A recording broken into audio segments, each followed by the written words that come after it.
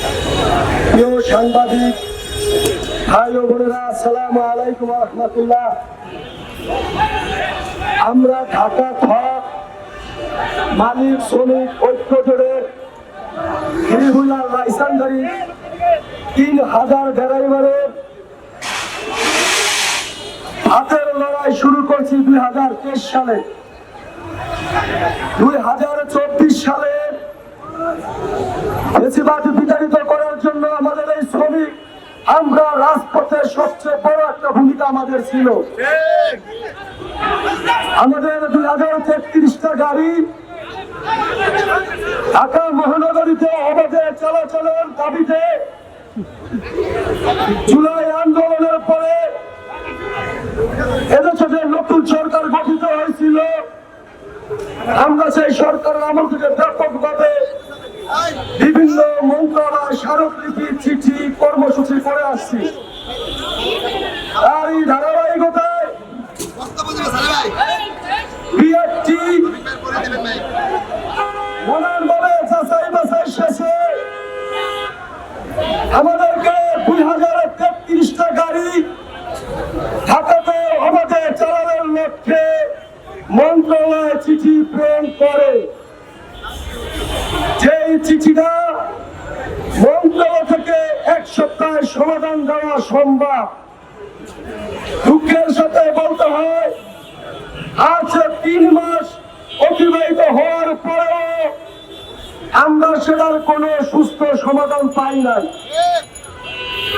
দুইবার meeting call করার পরে সে মিটিং ক্যান্সেল করা হয়েছে। দ্বিতীয়বার মিটিং কল করার পরে আমাদের সেই মিটিংটা করা হয়। তারপরে আমাদেরকে বিএফটি থেকে সুপারিশ করছে 2033টা গাড়ি ঢাকা মহানগরীতে অবাধে চলাচলের অনুমতি দেওয়ার জন্য বিএফটি থেকে মন্ত্রণালয় সুপারিশ করছে। কিন্তু আমাদের সেই বিএফটির চূড়ান্ত সিদ্ধান্ত মন্ত্রণালয়ের কিছু দলের চক্র অসত কর্মকর্তা আমাদেরকে মহাসড়ক বাদ দিয়ে 16টা ইউনিয়ন দেওয়ার জন্য তারা অগ্রসর হয়েছে। যে 16টা ইউনিয়ন দিয়ে আমাদের কোনো কাজে আসবে না। আর আমরা সেই সিদ্ধান্ত প্রত্যাখ্যান করে 8/4/2026 তারিখে জাতীয় প্রেস ক্লাবের সামনে সংবাদ সম্মেলন করে